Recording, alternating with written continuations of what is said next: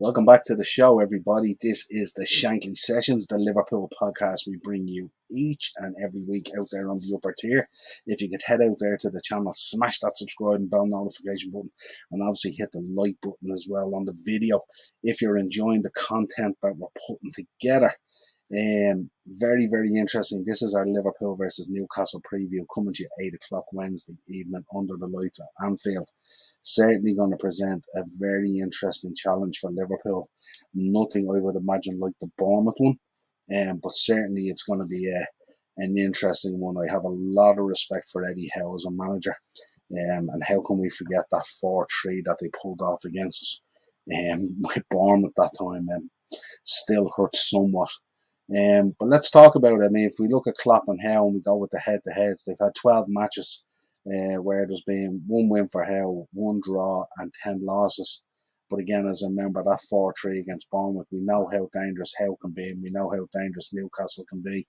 They have a lot of really dangerous players there that can certainly hurt Liverpool, and we'll get into that when we talk about the players in a little bit. Wanted to touch first of all on Jurgen Klopp's press conference today.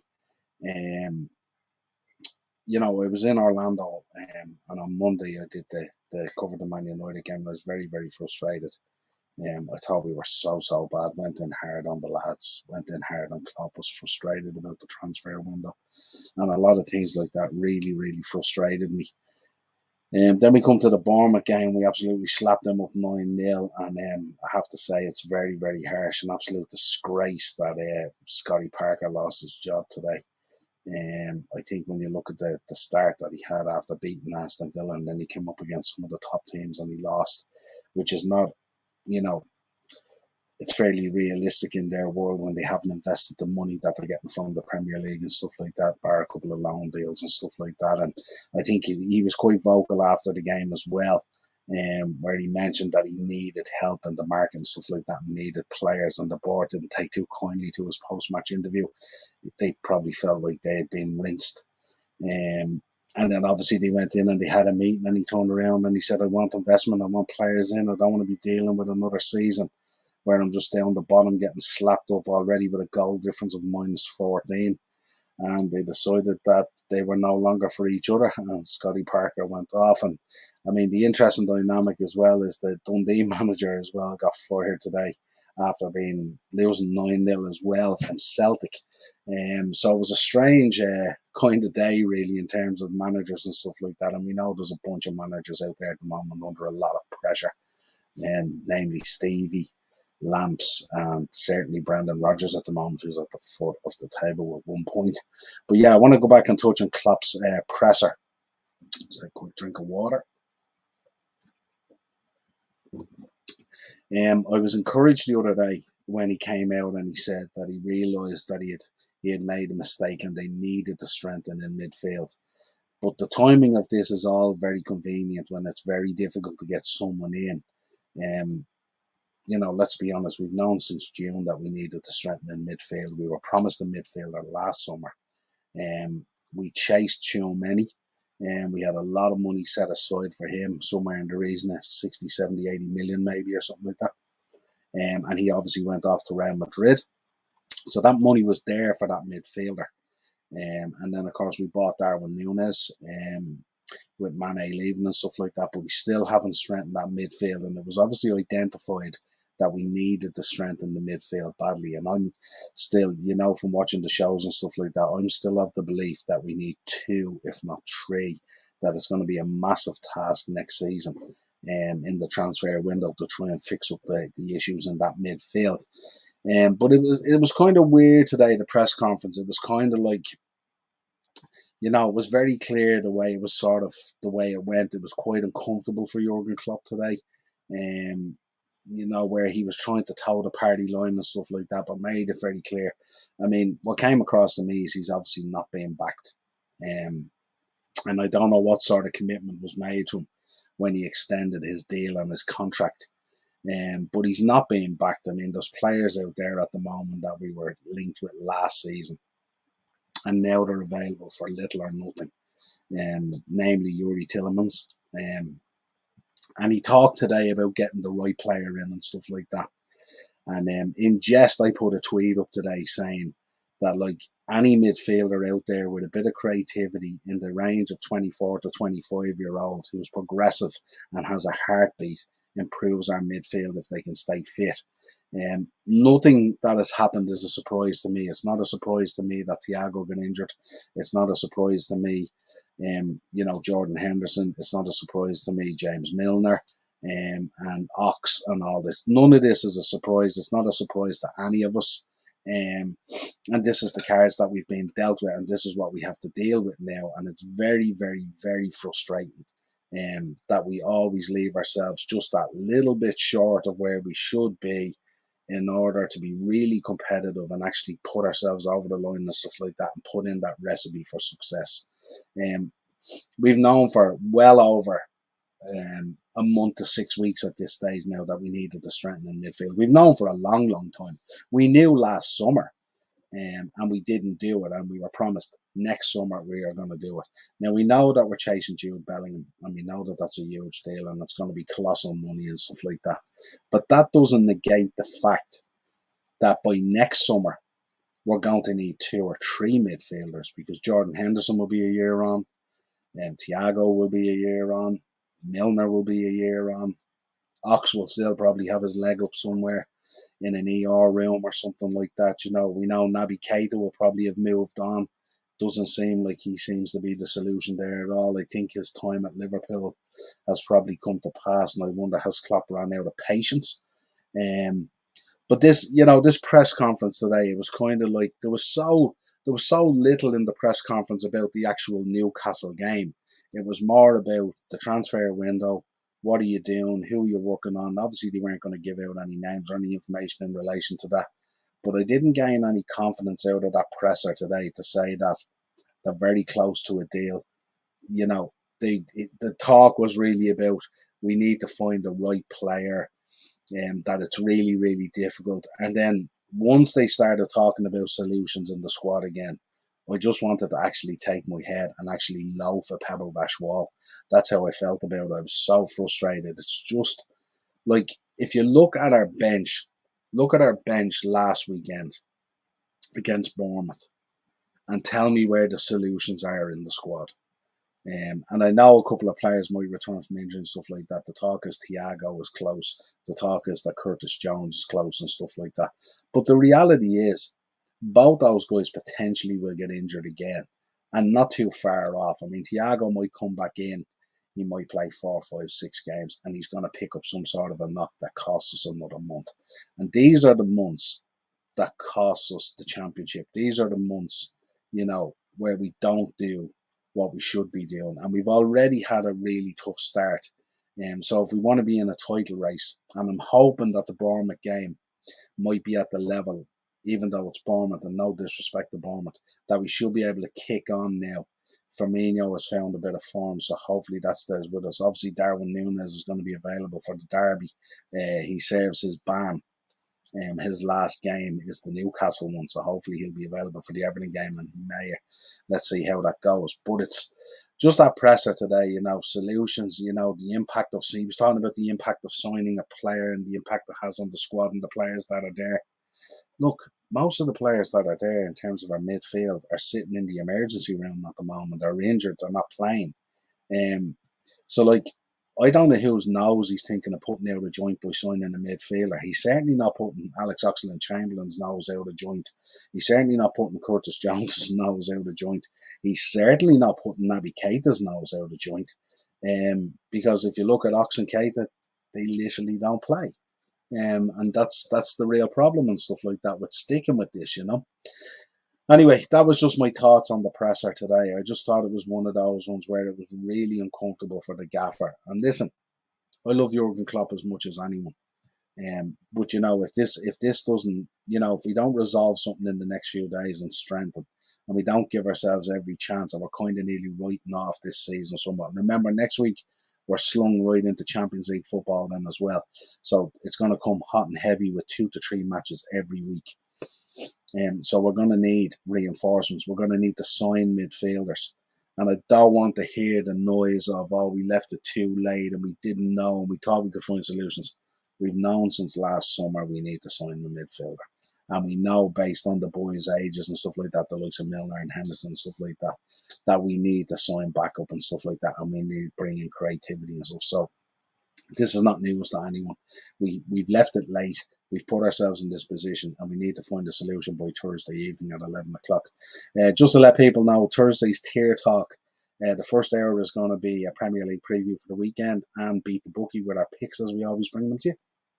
And the second hour, we're going to be counting down on deadline day, and we're going to be bringing you all the latest transfers as they happen, all the late ones, and we'll also be reviewing all the business that the Premier League clubs have done, all the significant business and stuff like that. We go down through club by club for the final hour.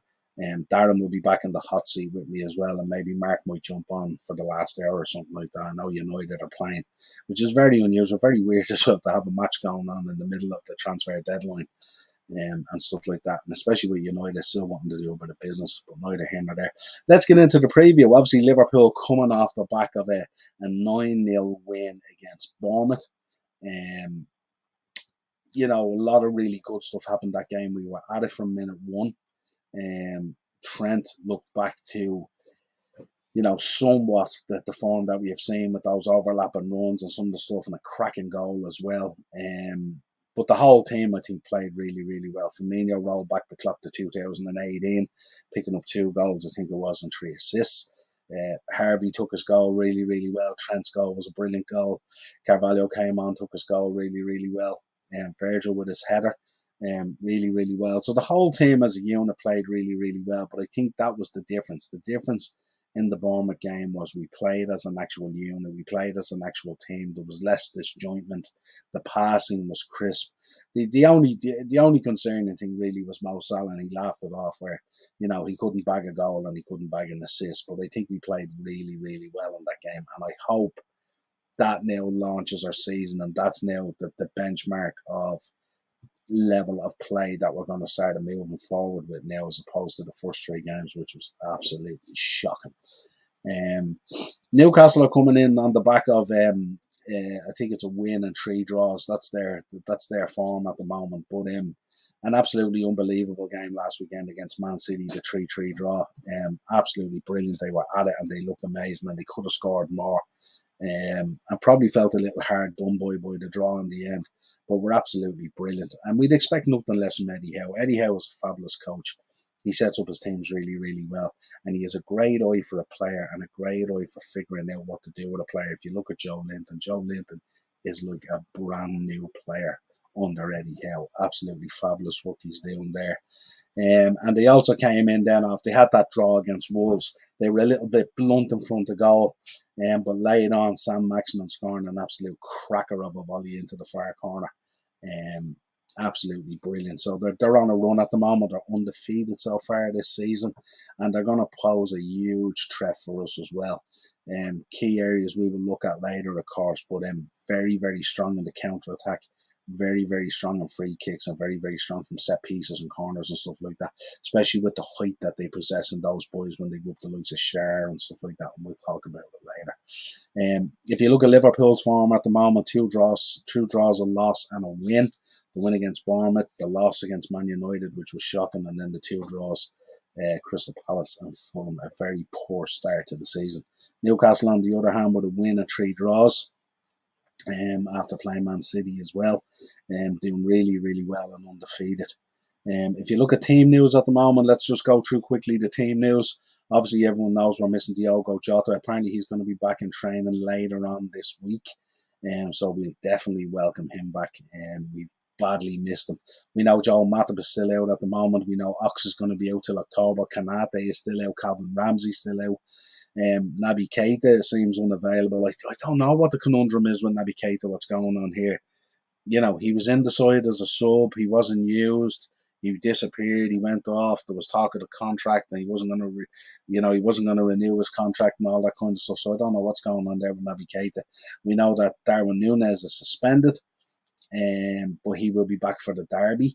And obviously Jones and Thiago, they're very close to returning, but not quite ready yet. On the Newcastle side of things, John Joe Shelby and Emil Kraft are out. Sean Longstaff, Joe Willock, and Joe Linton likely to continue in midfield, pending Bruno Guimaraes. But I was listening to Eddie Howe today. It looks like he's not going to make it. There's a hamstring issue there. But Ryan Fraser will be available up front if Sam Maximin doesn't make it either. And we seen him after the game the other day against Wolves. He was clutching his hamstring as well from that sprint that he made. So we will see what happens. Let's touch on the lineups. We'll start with Newcastle. Looks like their predicted lineup is going to be Pope, Trippier. We know how dangerous Trippier is from those free kicks and stuff like that. And I was absolutely shocked at the end of the game the other day that he didn't take that free kick, that Schär took it. But Schär had been scoring a few goals, so maybe that was the case. But if you look at their lineup, Trippier, Schär, Botman, Byrne, Willock, Longstaff, Joe Linton, Almiron, Wood, and Fraser. So Guimaraes is a big loss and stuff like that. He's been absolutely brilliant for them. And obviously they're missing Wilson as well. But they've signed Alexander Isak. I would expect his work permit to be sorted out, and he may even be in the matchday squad. And we know that this guy can score goals, put himself about, and he's a heck of a baller and stuff like that. So could present an interesting threat to us coming off the bench potentially on Wednesday if his work permit is sorted out. If you look at the Liverpool lineup, no different to the Bournemouth game. So you have Alisson in goals. At the back, Trent, Gomez, Van Dijk, and Robertson. Shout out to Andy Robinson as well, who was really, really good against Bournemouth the other day. Shades of the old Andy Robinson coming back there as well, because he had a very, very slow start to the season as well. Fabinho obviously in the pocket, shadowing the back four, with Harvey Elliott and Henderson in midfield. And then up front, of course, Bobby pulling the strings with Diaz on the left and Salah on the right. Loved both Salah to get a goal or two in this game and really get a season off and running. I suppose when we get into it, we'll talk about the factors and stuff like that, the key threats from Newcastle and ourselves. We'll talk about it on the next slide and stuff like that. But this is going to be a very, very tough game, and I think it's going to be a tight one as well. I've predicted kind of 3-1. I'm thinking more like 2-1. 2-1, 3-1 maybe to Liverpool. But I think it's going to be really, really tight. I think we probably will give up a goal. The betting is the thing that shocked me. I had a look at the betting today on Boyle Sports. And when I looked at the betting, Liverpool are 3-10 on. The draw is 9-2 and Newcastle are 8-1. Now, I don't know what's driving those odds. Newcastle undefeated in the league are coming off a really, really good draw against Man City and stuff like that, really put it to them and stuff like that.